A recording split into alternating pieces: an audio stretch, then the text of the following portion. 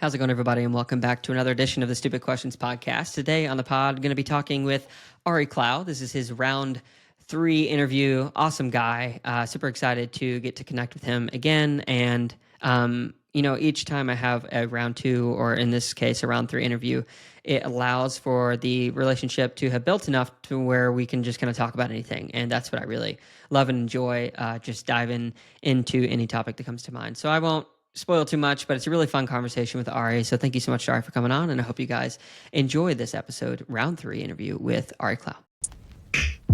Dude, I don't know. I might be a little bit on the wrong side of overdone. You think? I mean, I don't know. It's my first Ironman block, so I don't know. I've definitely been more tired than I've been in the past, but also had a lot of sessions where I've gone in I feel so tired, and then just do a crazy 5-hour ride. So the name of the game is fatigue resistance. Yeah, sure. So yeah, but it's kind of been a string of rides where I haven't felt great. Yeah. Makes me wonder. Yeah, maybe we should just taper a tiny bit early. At this point, all we got to do is just land the plane. Yeah, for sure. So for you, when you're comparing the 70.3 training in terms of just sheer volume, what has changed if you're to compare and contrast? It's just bike volume. That's it. Just biking a lot more. Yeah, I would have probably been running a lot more, but I've just had these niggles that came up before we even kind of started the block, so we've had to be a bit more cautious. I think in an ideal world, the run volume would have gone up a little bit. And more so just the long runs would have gotten a little bit longer, a little bit more specific. It's on most weekends I'll go 20 miles. And then my longest long run this block was 24 or 23 something.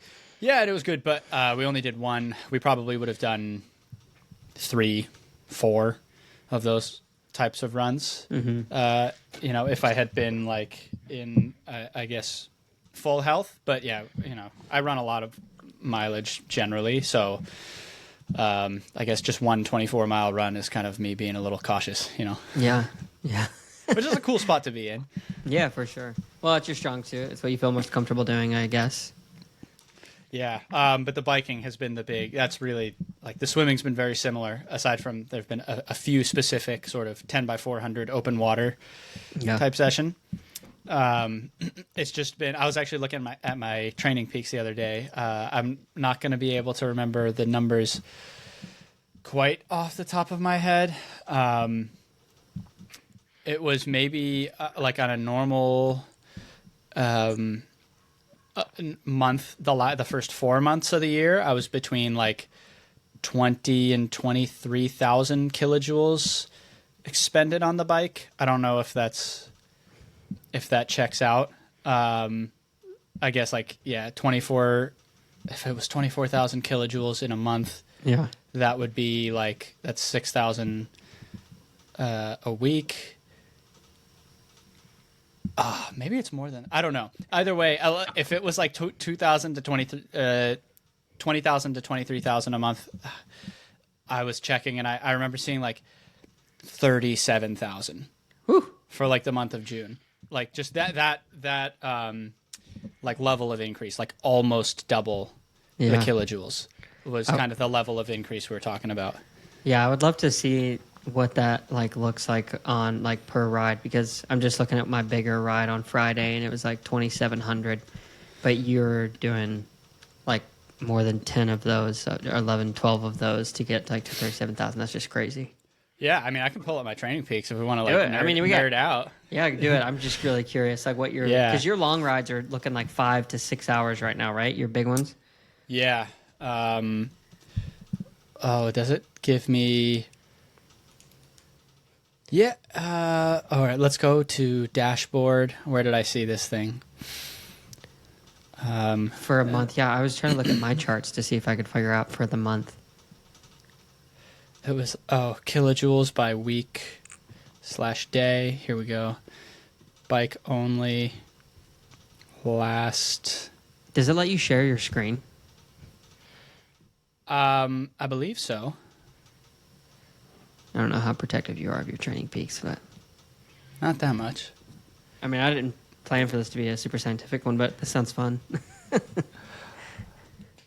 Okay, so April, the average, let's say, was, yeah, it was like 8,000 kilojoules, 8,800 kilojoules. This is like the weeks in April.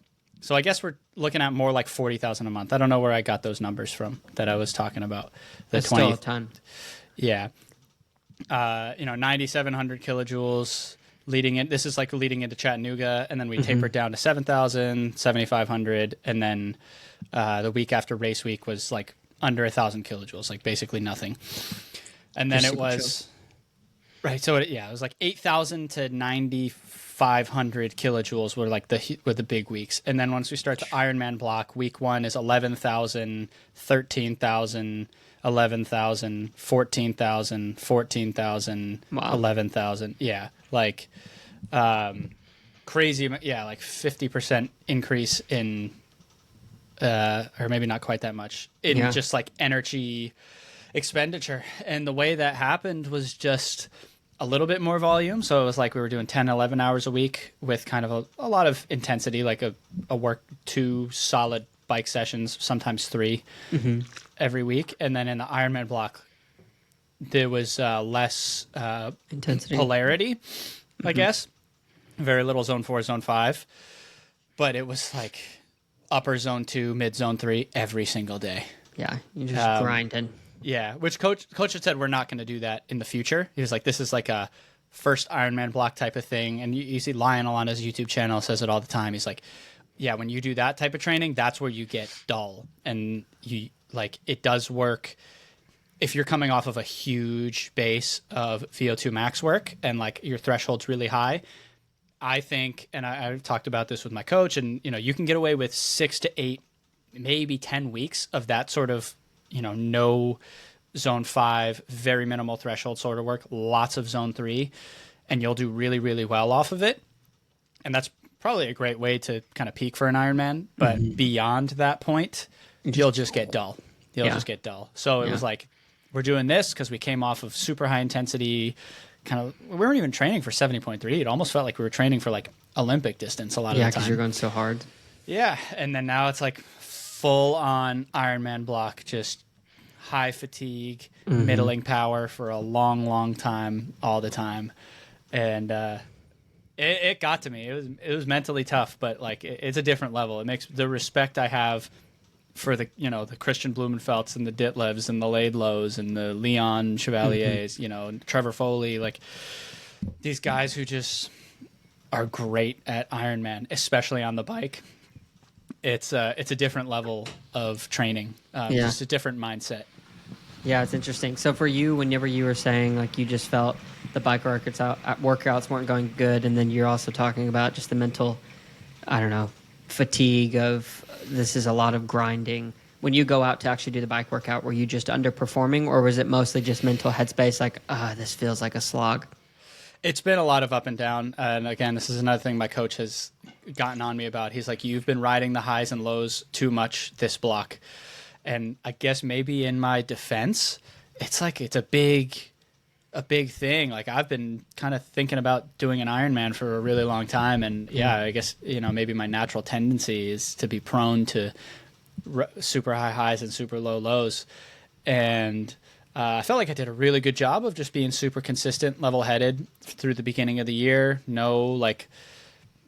Almost through having no hero sessions, everything became a bit of a hero session. But like I felt within myself, like everything was just going super well and didn't have to push crazy hard to kind of get into lifetime best fitness. And no, honestly, up until I would say a week ago, everything was going like, and things are still going well. I'm not like crashing out. Yeah. I have just, I think, felt maybe on the like more tired side of the line since this one huge ride last Saturday. So it was like 8-9 days ago, it was basically just like go out and do the Ironman bike. So I started at 7 a.m.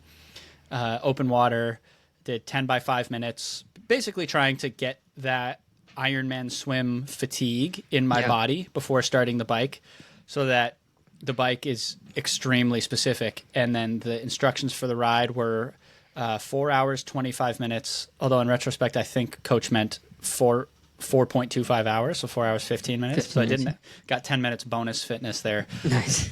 Yeah.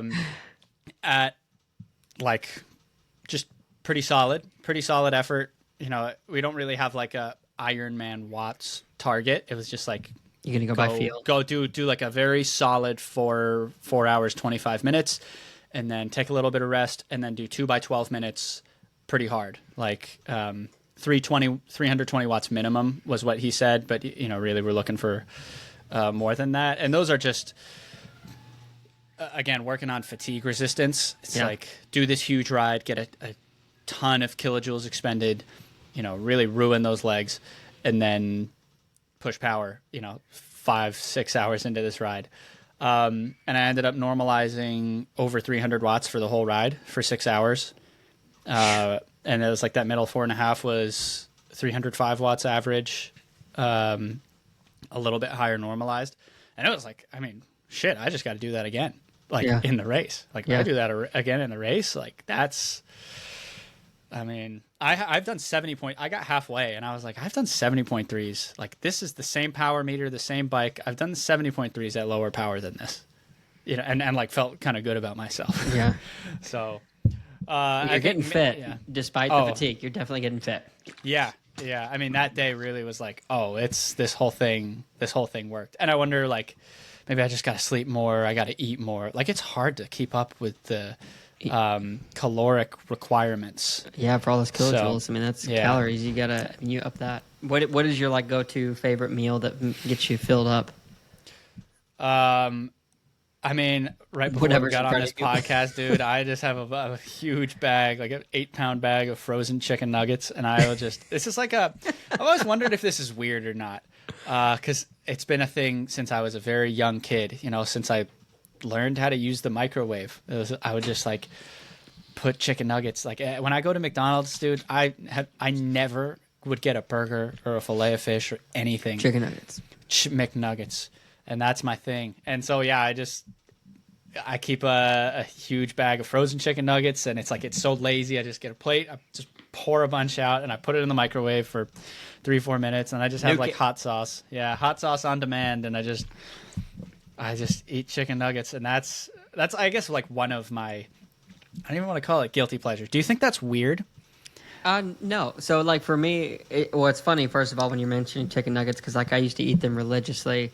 So I grew up vegetarian, and then like to do my my rebellious stage, I was like I'm gonna eat meat. So I started eating whatever. Was your family like vegetarian? Like everyone was vegetarian? Were growing up. Yeah, totally were. And like it's so funny. Like I went to such a conservative high school that they were like you can't have that in the dorm. Because I went to like a private school, and they're like, you can't have. So we would like sneak in, and like it's like we were doing drug deals, but for meat. Like people would literally the village. Hey man, I got some bacon. Yeah, you want some bacon? So anyway, they were really good. But no, I don't think it's weird. My thing used to be like bagel bites. Do you remember those things? Oh yeah, dude, those put them in the toaster. Oh yeah, or just like I liked them kind of soggy. That was my weird thing. Oh, interesting, like microwaved. Yeah, just like barely warm. I don't know why, but that's what I liked. Yeah. That is interesting. Chicken but nuggets. I guess, it's, I mean, dude, it's just like pure protein. The breading's got a little bit of carbs in it, I guess, but it's just calories and chicken nugs. I think I could eat it. I don't know if I could eat it 3 meals a day indefinitely and not get sick of it. You'd probably get heartburn. But it is a little bit of a delicacy to me. I'm like, I get excited. I'm like, oh, fuck yeah, I'm going to eat some chicken nuggets. But really the main big source of calories is white rice. Yeah. I mean, I'm just like always making 2 or 3 cups of white rice in the rice cooker.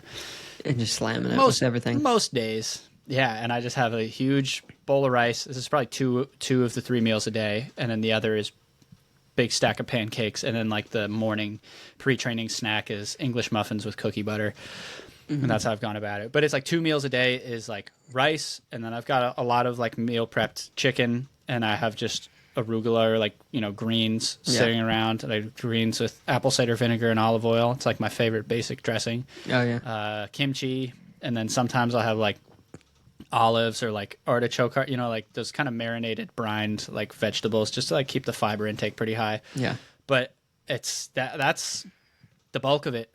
And like sometimes I don't know if it's too clean. Like obviously the vegetables aren't very calorific. But I just loads and loads and loads of white rice, and I would say that's probably over 50% of my calories outside of drinking sports nutrition. Yeah, it's slam chock full of carbs, so it works. Hey, so I have a funny question then with all of the upped eating and then training, how has this affected your bowel movements? Haven't noticed. You haven't noticed? If I'm being honest, I haven't noticed. Yeah, pretty regular. To be completely blunt, I feel like I wonder if I went to a doctor, they'd be like, and where you do like the poop tests, and they're like they want to because it's like a way to figure out a lot of things that are wrong with your gut. Yeah. If they say something is wrong with me, and on this note, very tangentially, I had a friend like a year and a half or 2 years ago. He was talking about like a side hustle. He's like, selling you can do poop transplants.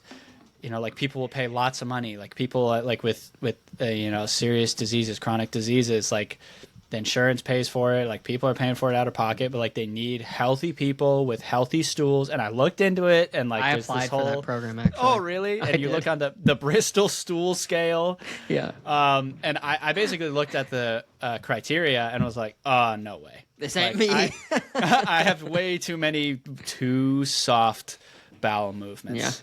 Yeah. And it doesn't faze me. It's not like diarrhea or anything. It's just like a lot. I feel like there's so much sugar water and gels. And then you put the odd, like extremely fibrous meal. Like I feel like 2 meals a day I have a lot of fiber. And then 2 meals a day I have zero fiber. And it's just the body's under so much stress. Like sometimes, when it's like really, really hot, it'll just be like a super, super soft poo.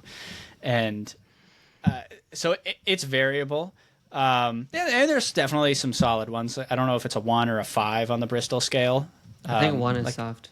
Let me just look it up. So 5s. There's a couple 4 or 5s on the Bristol scale. But it's really like all over the place. But it always is. I haven't noticed a difference in this block. Oh, here we go. I'm actually looking it up. You can buy this for $7.30. Yeah, type 1. Oh, super hard. So 7 is super straight up diarrhea. Yeah. Yeah. So there's some 1s and 2s, a couple 3s. Not too many 7s though. I'd say like 4s and 5s probably. Yeah. Again, I don't know if it's like healthy, but I do try to keep my gut functioning well, because ultimately that's how you process carbohydrates. So having fiber in a lot of these meals is like very intentional, because I feel like to a certain extent you're like ruining your gut with all this sugar, and you need to counteract that. I wish there was like a long-term study actually that would look at that, because racing in itself isn't healthy. Training, I think, can be healthy. When you're doing it in excess, like there's an argument to be made, but I would love to see the longevity of gut health as compared to, because if Morton or somebody was to go and fund a study, I don't know if I'd trust their findings as much, but it would be interesting to put together some money to do like a 5-year study on, 250 to 1,000 athletes, just to see how many carbs you take per day versus in ratio to how much solid food you eat and how that affects gut health. That would be really fascinating to dive into.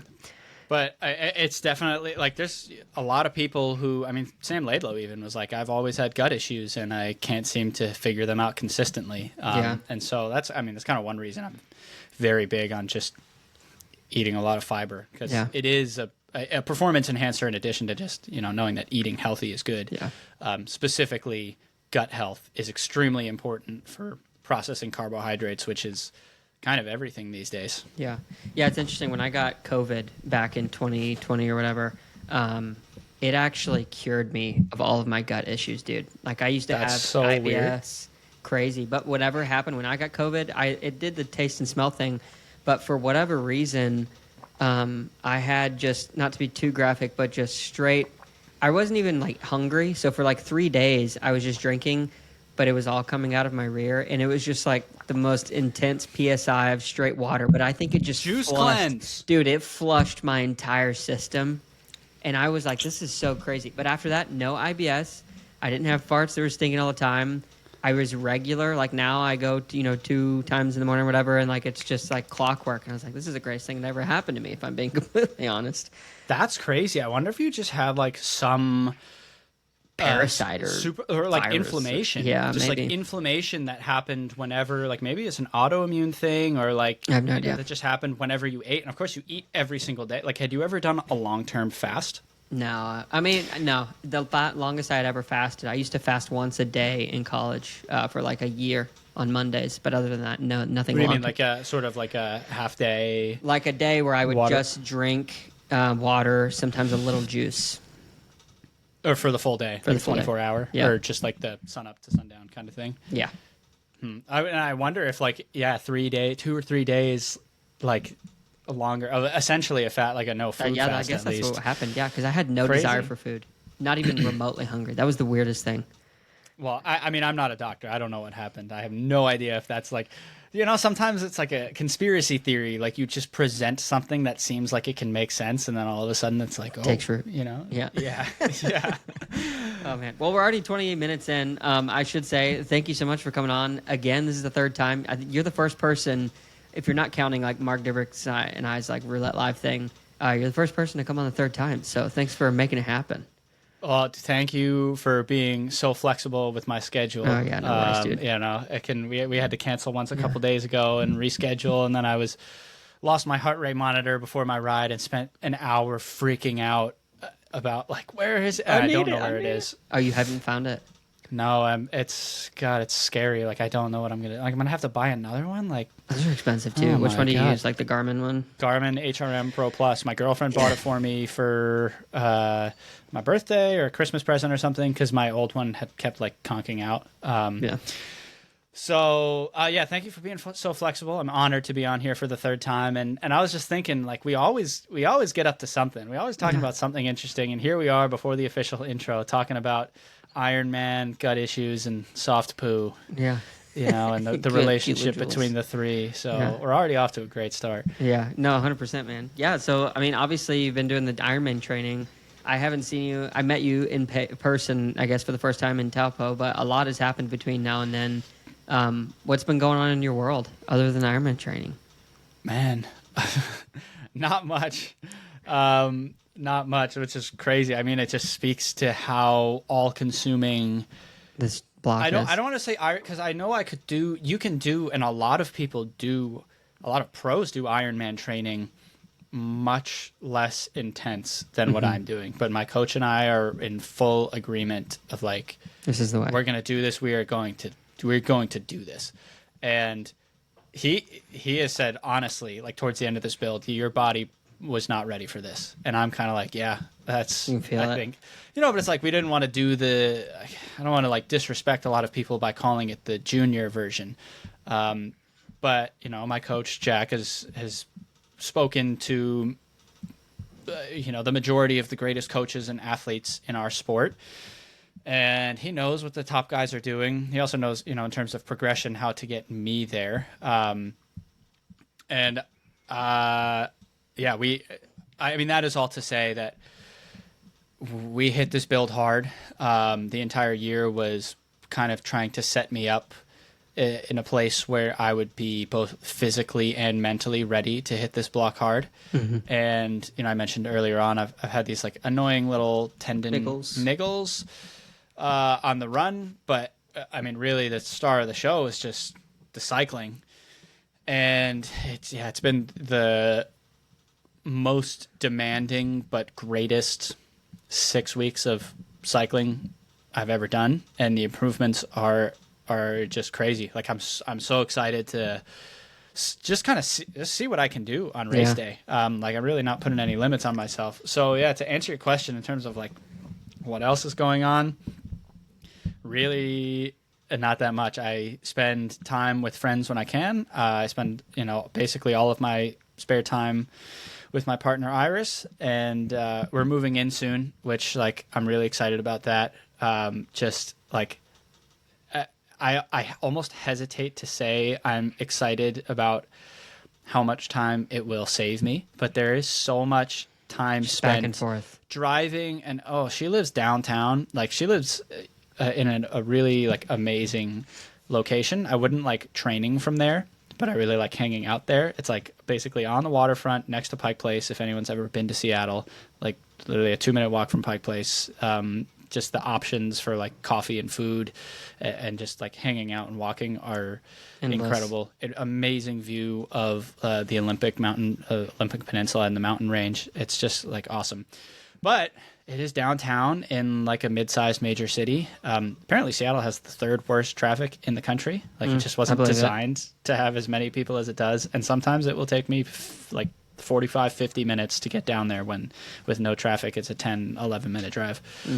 So yeah, I'm excited for us to consolidate our belongings, be able to spend more time together, be able to like just have a little bit more time outside of training that's not spent, packing a bag and going over to hers. So yeah, I would say those are the 2 things. It's been almost by necessity, like a little bit of a lack of balance, not in a bad way, but I hinted at the beginning of that we've set myself up this year to be ready to hit this mentally, because it hasn't been like that all year. I've had a lot more time all year. I haven't been training like crazy amounts of hours all year up until this point. Really just so, hey, once we get to June, July, it's go time. And that's just how it's been. So like there really hasn't been all that much going on outside of training and the people who are like very immediately closest to me. So 2 questions. First one has to do with you and Iris. Like that decision to move in together, it seems like it just made sense, but was that like a long time coming? Did that take some steps to kind of things to get figured out before you guys made that happen, or is it kind of just pretty chill, easy to decide? We were talking about it a year ago because she renewed her lease. I just signed a new lease, a 2-year lease. But with my roommates knowing, you might jump. Hey, we're talking about moving in. Like I might jump after a year.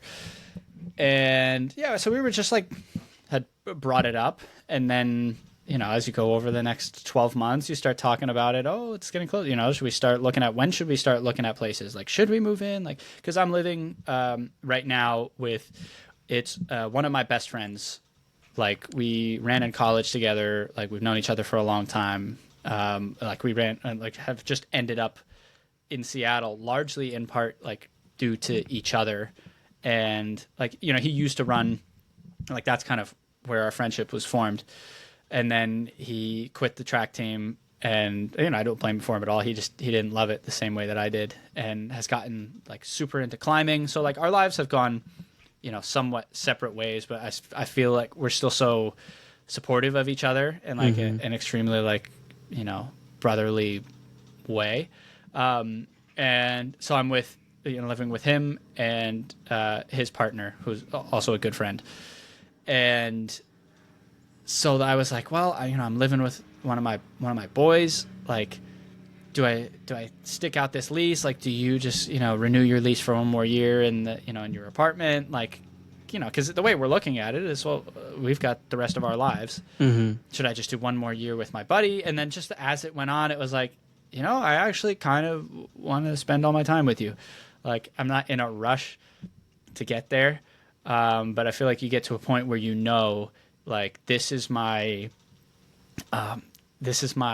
person who like has my back, and it almost graduates away from the feeling of romantic love that you knew earlier on in the relationship. And it's just like, this is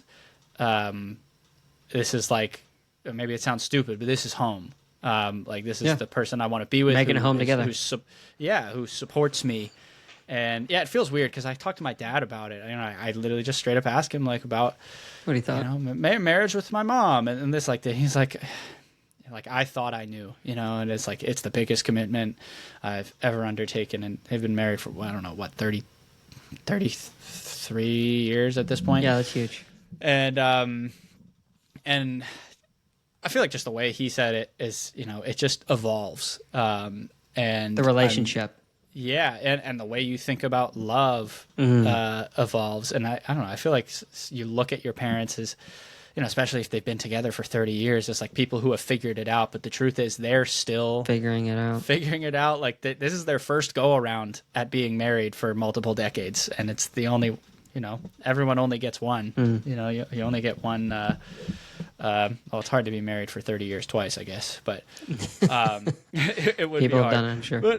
But yeah, so it's getting to that point where I'm just becoming more and more sure of like, she's the one. Yeah, I think she's the one, but not in the stupid like, oh, I think she's the one, man. I love her so much. Yeah, it's like in a more like it's mature. Yeah, like rock solid. Like we're here to support each other. Yeah. Even if I decide I like don't even like you, piss me off, I don't like you anymore. Like because I know I've seen that stuff happen. Like in my own household, like. Maybe that's like a little drastic to say, but it's just... I think that you can go through seasons of like. I think that love can always remain regardless of like, but it's important to have like. But I do believe, because I've been married now for 8 years, there have been seasons of, I don't really like you right now, but I love you and I'm here for it. And then other times, seasons where I'm like, oh my goodness, I'm so in like with you, like I can't keep my hands off you. So like it's an evolving thing. As long as there's two sides, I think, that are committed to sticking it out. I mean, dude, it's just like, you're saying about Ironman training. I really believe it's similar to where you have the rule of thirds. Third of the time, this is amazing. Third time, it's just like you're kind of going through, kind of stoic. And the other third of the time is like, this is so hard. I don't know if I'm going to make it. And as a human, if you can continue to make it around that circle of thirds, then that you just got to know that you can get back around to that really happy time or that stoic time. Yeah, that's a very good way of putting it. Love versus like, because it's like everyone, experiences like, and I think people mistake like for love a lot of the time, and then like goes away a little bit and they freak out. Yeah. Yeah, it's hard too, because dude, we live on social media and it's like, oh, look at this hot woman, and you're scrolling through and it's like there's just girl after girl, and those are the ones that get attention because we're all animals at our core. But like that it's a level of infatuation, and that's a part of the piece. Like you can't marry someone or be with someone for a long period of time that you aren't like physically attracted to. But it's so much deeper than that. Like, how long have you been dating? It's been like 2.5 years. Yeah. So it's not that long in the grand scheme of things. Like it's still, I consider it to be pretty young. Very young, as far as relationships go. Yeah. But at that point, it's like you pretty well know that person. You're still going to learn more, obviously, when you guys move in together or quote unquote get married or whatever. But at that point, it's like the shimmer has waned and you know how to find it when you need it. But yeah, you learn that person has some flaws. Yeah. I mean, I always think back to, again, just my parents. They got engaged 6 months after they met. Oh, snap. And they never talked about it like it was crazy. And I'm just like, how can you, like, because I would date a girl for 6 months in high school and be like, how did you know, you guys wanted to get married after 6 months? You guys are crazy. Like, you didn't know. And they're like, dude, you are 15. Like, we had been around the block a few times, and like, what are the red flags? Like, how do you cross people off? What are the boxes that need to be checked? And at that point, when you're in your early 30s, 6 months is enough time to get to know someone and say, what are your values? And make a decision about a lifelong commitment. And I guess in some cases people could say that and potentially be wrong, but in this case, again, my parents are still cooking. So yeah. Well, I mean, you said they've been married for 30 years. 30 years ago, you're like mid-1990s. The internet hasn't really taken off. I feel like now, at least as I was growing up, there was like this false sense, and maybe it's not a false sense, but there are more options. You can connect with more people, but it's like the illusion of more choices because you can be connected with so many more people.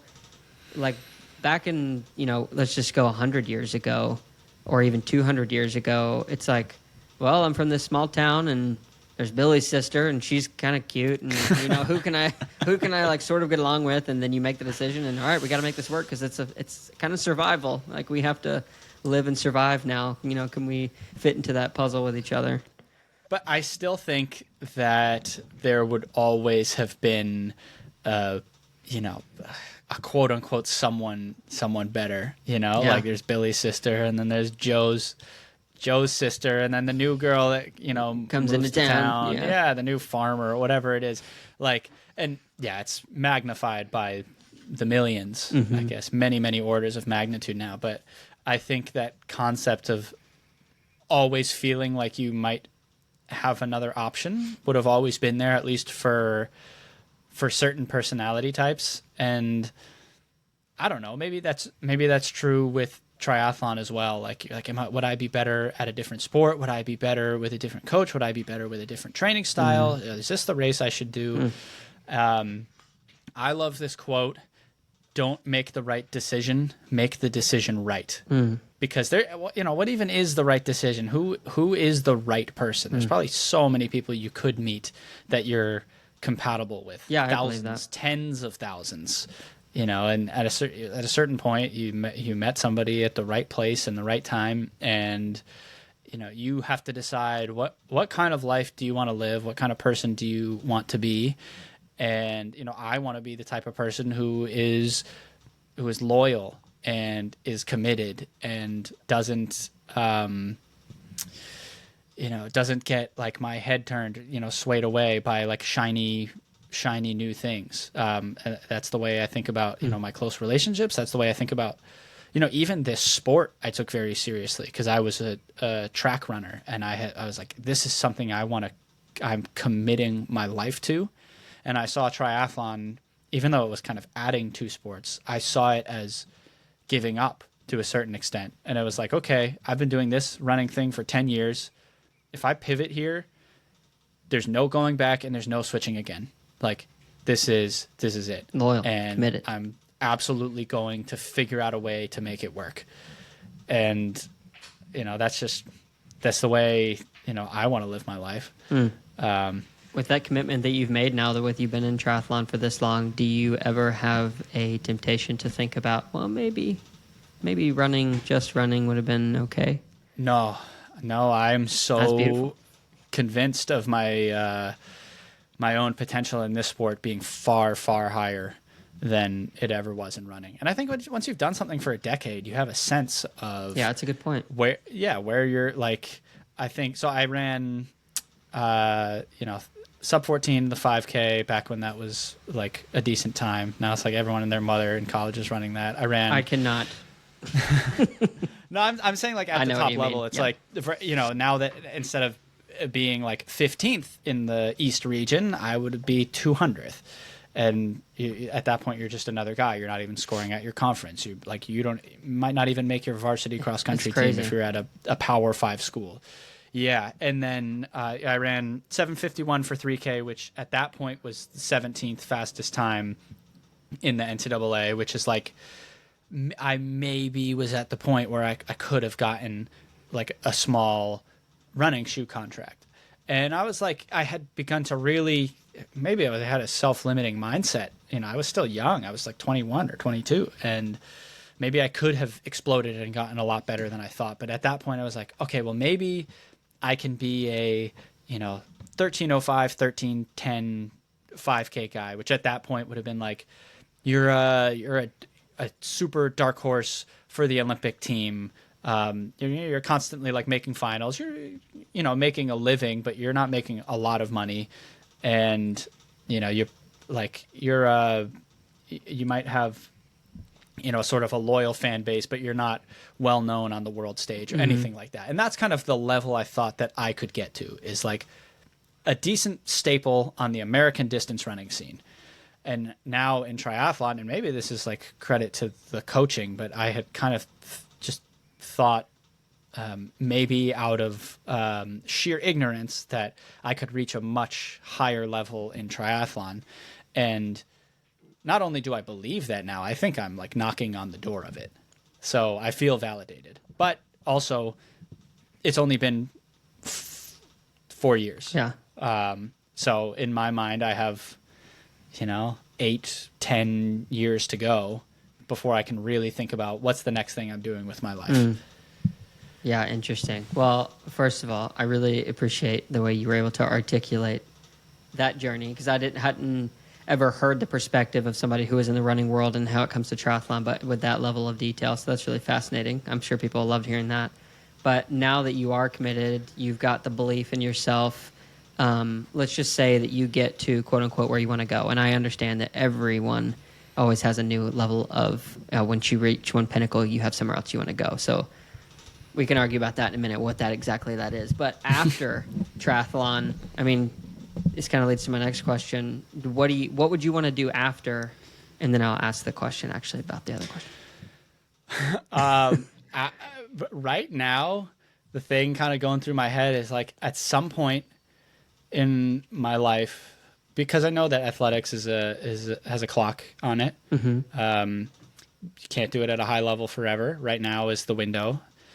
But you know, making music is something that you can do until you know, probably until the day you die. Like you can do it if you're bedridden, that sort of thing. So that's the other thing that I've always been really passionate about, but has definitely taken a backseat as I've gotten more and more serious with training. Of like, one day I want to get back to that, and I want to do that with the same level of aggression and commitment that I had brought to triathlon in my 20s and 30s.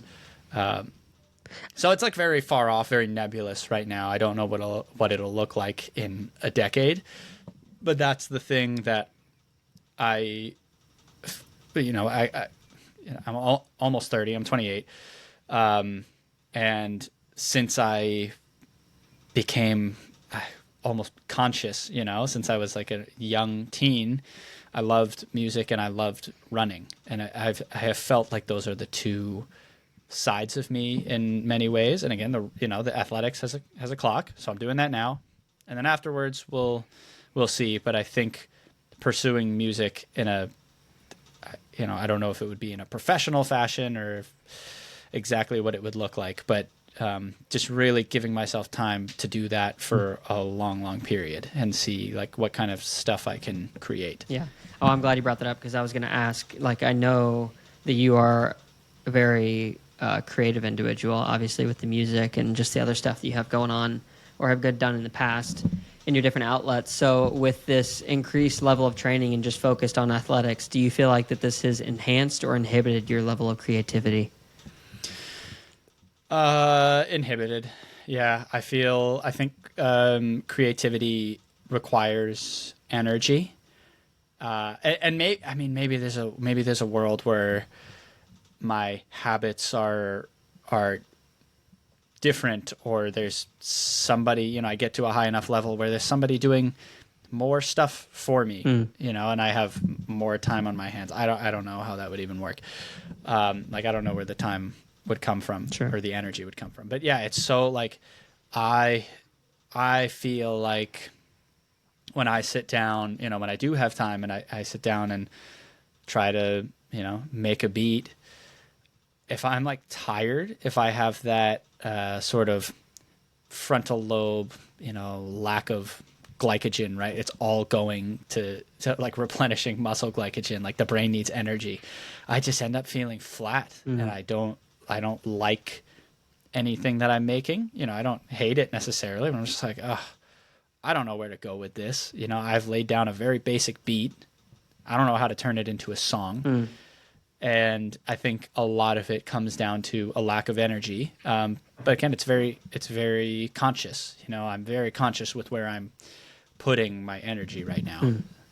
Yeah, it's interesting you mentioned that with like sitting down to make something and like you're not loving it. And this is a lesson that I'm about to share a little bit that I have not learned yet. I know that it's true, and I know that this is the process and how things should work, and this can be applied, I think, to anything in life, from endurance sport to the artistic endeavors. But so my late father was a painter, a pretty good one, I would say. I have a lot of his artwork that I need to actually hang up on these walls. But when he would sit down to, let's just say, do a basic oil painting or watercolor, he would initially kind of draw out the architecture of whatever it was he was going to do with like a light pencil. And then he would kind of add some of the color. And for the first little while, I guess as a kid, it all looked cool to me. But as I've gotten older and realized this, I go down these roads myself, whether it's drawing or whatever, it takes a little bit of time for that thing to come to life, to start to take form enough to where you can like really take pleasure in your own work. So whenever I've sat down to like write a song or record something, guitar, piano, whatever, I oftentimes will hit this point where I'm like, I have this blast of inspiration. I go to write it down or do it, and I sit down and I spend like 15, 20 minutes, and then, you know, like you said, it doesn't sound that great to me, and then I let it die. But for those who can stick that process out, I think that's where greatness comes from. And there are some artists, music artists, who are like, I heard this tune in the shower and I wrote it down and I had the lyrics in 5 minutes and it was a world hit. And like that does happen every once in a while, I guess. But for the majority of things, it's like Ironman training. I feel like you have to stick with it. And for whatever reason, artistics, or if that's a word, it's so hard for me to believe that process and follow through. Is it the same for you? No, I have experienced it many times where I do have that wall. And I'm just like, oh, let's try something else. Okay, that didn't work. Let's try something else. That didn't work. Let's change, go 3 steps back and change this around. Yeah. And then eventually, it's just like, oh, shit, I'm so glad I stuck this out because this is like, it's so good. Amazing. Yeah, this is so good. But it takes energy. It takes time. You have to keep trying. You have to keep banging your head against the wall. And like, again, I would love to immerse myself in that more often, but just you think of the energy that it takes to be like, oh, this isn't good, I have to sit down here for another 20, 30, 40, 60 minutes, who knows how long it's going to be, and just keep trying until it becomes something good. Or maybe it never becomes something good and then I just trash it and try again tomorrow. It's hard to do on when you're trying to be a professional in another area that just requires physical and mental energy. Yeah. Do you find that it's similar with the stuff that you do with YouTube? YouTube, no. I think sometimes I can get into a flow with YouTube, but I don't feel like super creative when it comes to YouTube. I'm not like a filmmaker. I don't feel like Eric Lagerstrom. I have immense respect for, the way he is a filmmaker. It is an art. What I would love to do, another vision I have of when I become a very big, rich, successful triathlete. Yeah, buddy. One of the first things I'm doing is I'm hiring a team of like 1 or 2 guys, like full-time camera guys, film and edit, and we'll make every week or twice a week or every other week, I don't know what it is. We're gonna make a kick-ass YouTube video of some sort, and I will have next to no part in the visual side of it, but I will score it. I'll score, and you can go back to some of my older YouTube videos that I did with my friend Johnny, where he was the king of the visuals. He was getting all the shots. He kind of had the vision there, and he show me what he has, and I'm like, oh, this is cool. Like I'm gonna get to work on bringing this to life musically, and that was so much fun. That's the most fun I've ever had making videos. Like if you go back, we did some when I was training with Lionel, both in 2021 and 2022. That I was living with Johnny, and we were just like filming all the time, and that was fun. I don't really enjoy doing it myself and like having to take the lead on the filming side of things. And again, it just comes back to music being the thing that I'm passionate about and brings me joy. That's sweet. So whenever you listen to music or create music, the feeling, I get certain feelings whenever I listen to certain things, and it's like, oh, I want to chase it again. And then you play that song on repeat until you just beat it to death. When you create music, are you chasing those same types of feelings, or is it a different thing? I wouldn't say I'm chasing anything. It's a very clean slate, when I open up the project.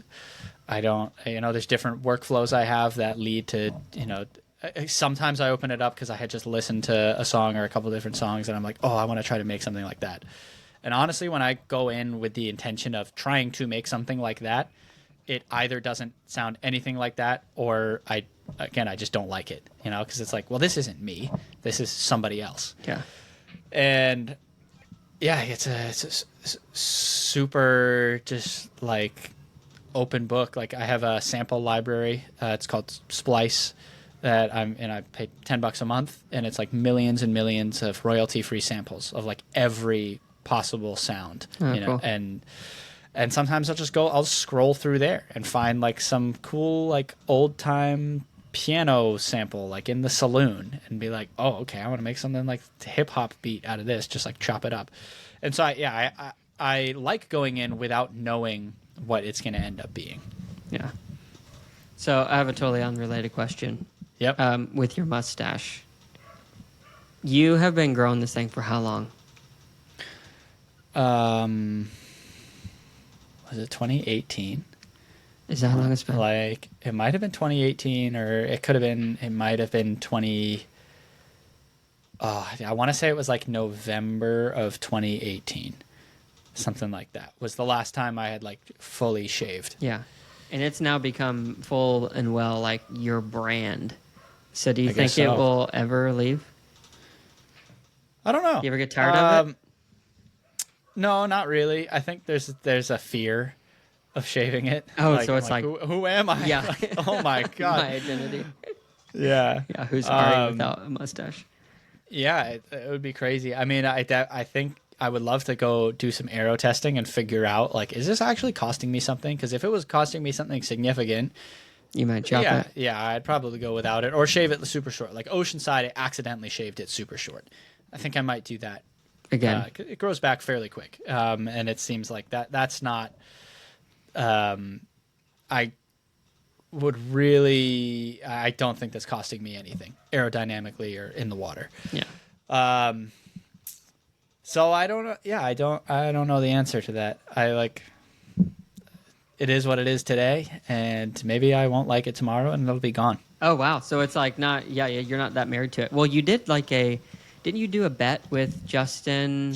That was crazy. Because I was like kind of hoping that you would have to shave it. Oh man, yeah, no.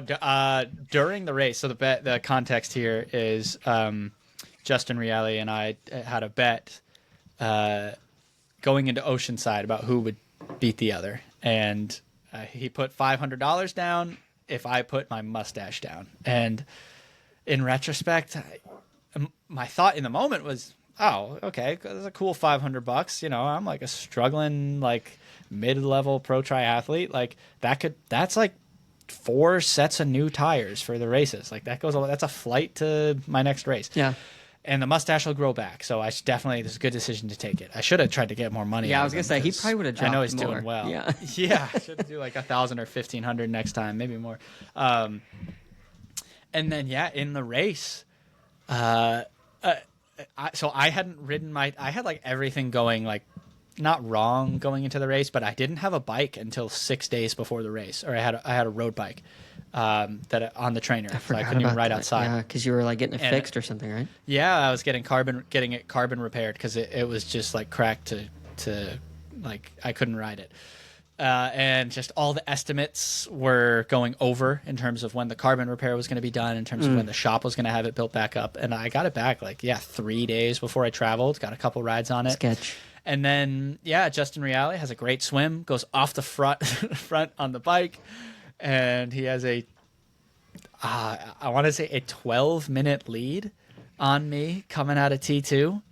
And this is funny because our mutual friend, Evan Price, sorry, Evan Price was there on course, and he said, Justin's got a 12-minute lead. He's leading the race. Well, he actually lied. He told me it was like 10 minutes because he thought 12 minutes was too much. I wasn't going to be able to mentally handle that. The carrot that was just big enough. Yeah, he was like 10 minutes. He's like, he'll be able to do that. He was like, Justin's leading the race. He's in first off the bike. And I was like, oh, that's great. He's going to be like soaking up this TV time, and he's going to go out way too hard, and he's going to blow up. And that is what ended up happening. But halfway through the race, so I thought I had a 10-minute deficit, and I get through the first lap, and I hear 7 minutes. I was like, I took out 3 minutes of a 10-minute deficit on him, and I'm running well. I was running 109 pace. Yeah. And I was like, oh my God, Justin's having a great day, and I can't believe I bet my mustache on this. I'm going to have to shave my mustache on Instagram Live. This is the worst idea ever. And then, less than a mile later, I heard 6 minutes, and then at the last turnaround, so I didn't get didn't hear any splits for a while. And then going into the last turnaround, it was 2.5 minutes, and I was like, oh man, we have like 2 miles to go. It's too much. I'm still not going to get him. And then 800 to go. I saw his bright yellow kit Oh my up in the goodness. distance. And I still was like, oh no, because I can see the finish. Like you can see the finish Yeah. a kilometer kick. away. And I was like, oh no, it's too close. I'm not going to get him. And I looked down at my watch and I saw like 20.4K. So it's, 600 to go. And I was like, oh, I've done so many track workouts, so many like run races in my life. Like, I can kick for 600. Like I know I can. Yeah. I can go right now. And so I just sent it. And this is another funny moment I just remembered. So Braden Curry was between the two of us. And as I was coming up on him, I hid behind Braden just in case he looked behind. Because I was like, if he's like dying right now but kind of has a second wind, like, and he sees me, it might be too close to the finish. So I like hid behind Braden until I got by him, just in case he looked back. And then, I got him like 300, 400 meters from the finish. That is wild, and bro. it was an exhilarating moment because $500? Did you give him the finger? no, I just went by. I knew that was enough. Passing him was enough. And then, he paid up. His buddy was filming for his YouTube channel, and he paid me on Venmo on camera. So. Oh, that's so funny. Oh man, what a good story. I know. And you guys have still been doing like, have you guys still been doing a podcast? No, he stepped away.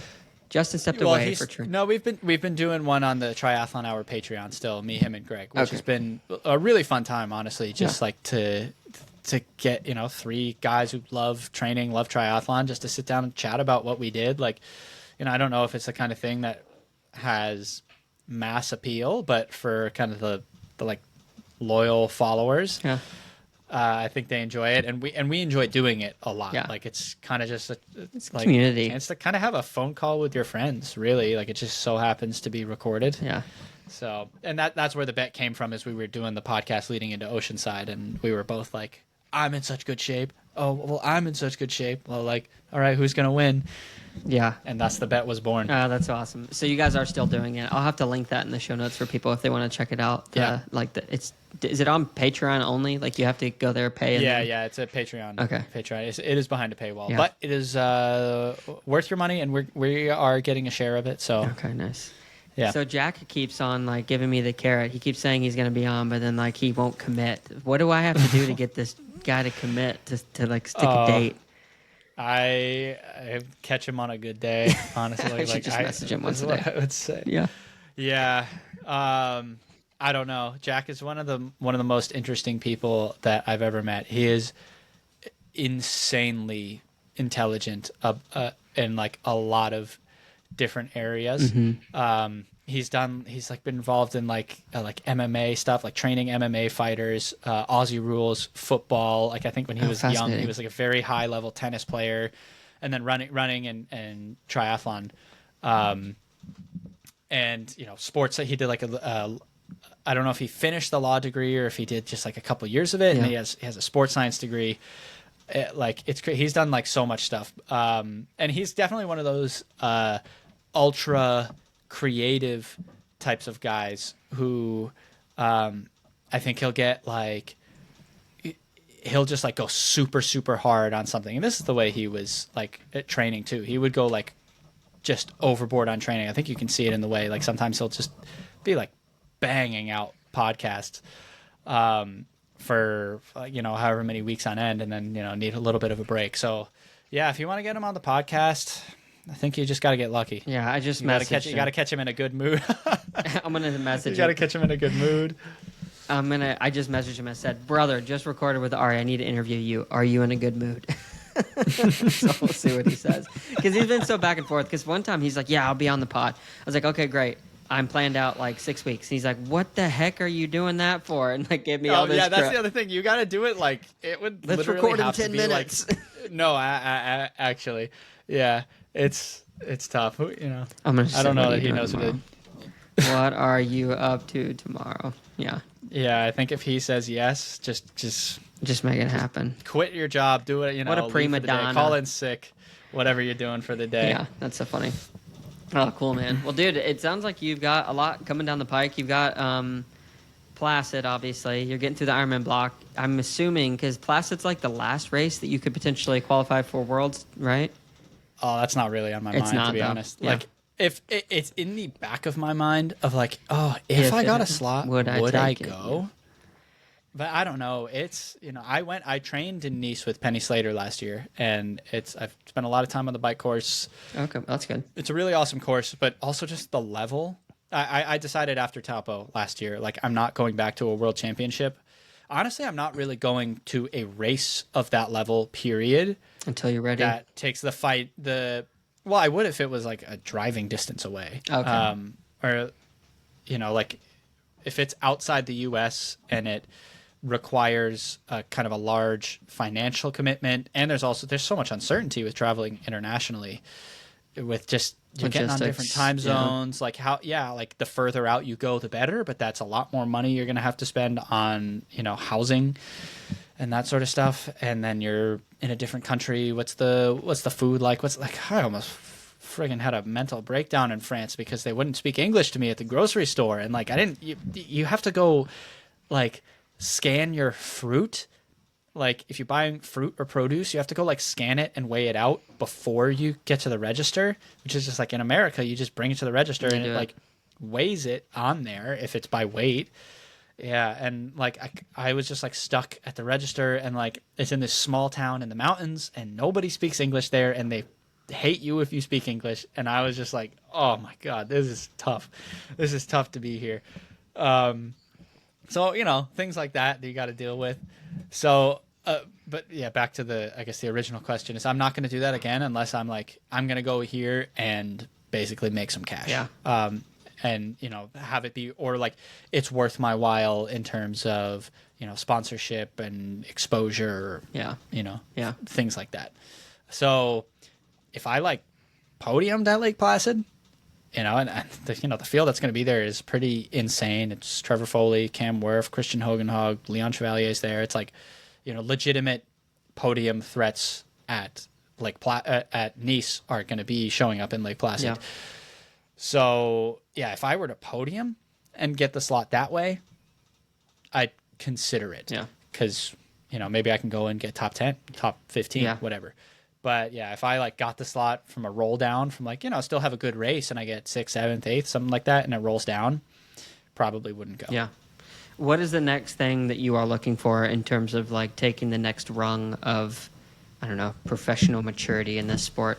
I mean, obviously you'd like the podium, but is there something that you're shooting for to get maybe a specific sponsor or just that would make your life a little bit easier? No, I think they're all pretty internal things. Like I could be better with my just getting training done early. I think getting training done early, having a better routine. That's a big thing that Jack has been harping is let's get training done early. And yeah, I find I would have to be a lot better with my sort of meal prepping, in the days leading up, and just having a routine, being disciplined about things. Otherwise, no, I think I'm on a really good path. Yeah, I think I could go for some big training camps with Greg Harper. I think that would help if he was on deck. If I could swim with Greg on deck. He's a great swimmer. Yeah, if I could swim with Greg, coaching on deck, every day for several weeks, I think that would go a long way. But otherwise, no, I think I just have to keep doing what I'm doing and honing my routine, honing the the mental side of it. Like I had mentioned, I think early on in the podcast, riding the highs pretty high and the lows pretty low, just trying to be more balanced throughout the whole thing. And I think that comes with experience. Sure. It's my first Ironman block. Maybe I didn't execute it as well as I did my, I don't know how many 70.3 blocks I've done, but it's been 3.5 years of it. Yeah. So it's once I get there, I kind of understand it. Yeah. But yeah, it's my first Ironman block, so I'm giving myself some space to do really well some days and do really poorly the other days, and I will do a lot better on the next one. Right on. So last question. Do you think you'll cry when you finish? That is a really good question. I don't know. I have visualized myself crying on I won't cry if it's a bad day. Might cry if it's a I great would only day. cry. I would cry if I won, probably. Oh, sure. Well, let's hope you win. I think, yeah, or honestly, a podium I think is possible. Yeah. I've never podiumed a race before, and if I were to do that on a race of this level, like that would be Top 5 podium or top crazy. 3? Top 3. Yeah, top 3. Top 5. I've been top 5 a bunch of times now. 3 times in 70.3s. So that doesn't count. Yeah. Well, you're edging there, man. Cool. Well, I'm gonna try to get some footage of you then at the finish line and see if I can make a reel from this or You're something. gonna be there? No, I'm not. But I'm sure somebody will be there. Oh, the finish line camera. finish line camera or okay. something. Cool. It would be awesome to be there. I thought about doing that race, but just given some family stuff, it was gonna be too much. Yeah. But maybe next Yeah. year. Yeah. Love to get to see you again. But cool, man. Well, dude, thank you so much for taking the time and jumping all over the spectrum with me. It's always a good time, and really appreciate you making it happen. Yeah, no, I really appreciate. I feel like there's no we're not tied down on this podcast at all. I get to be like a pretty authentic version of myself, talking about things that aren't triathlon, that I know a lot of people like to hear about. So thank you for that. Yeah, man. Poop, relationships, triathlon, everything. Yep, we went through it all. Thanks, brother. All right. Thank you so much to Ari for coming on the podcast and for just letting the conversation flow as friends. Really appreciate him for taking the time, obviously, with his busy training schedule, and for sharing in the way that he does. Super articulate guy, obviously deep thinker, creative, emotional in the best way possible, and very talented in all 3 sports. So really appreciate him for coming on. If you made it to this point in the podcast, so just want to say thanks for being here. Really appreciate it. Check out the show notes in the description for the Patreon episodes that Greg and Ari and Justin do. It's probably a really fun time, so check that out. And then check out the SQ Socks link in the description if you want to get some of those and support the pod. Would really appreciate it. If you're listening on any of the platforms, such as YouTube, like, comment, subscribe, turn on the notification bell, leave a comment. That really does continue to help grow the podcast there. And if you were on Spotify or Apple Podcasts, if you could like, comment, and review, that really helps to continue to grow us in those aspects as well. All right, guys, thank you so much for being here.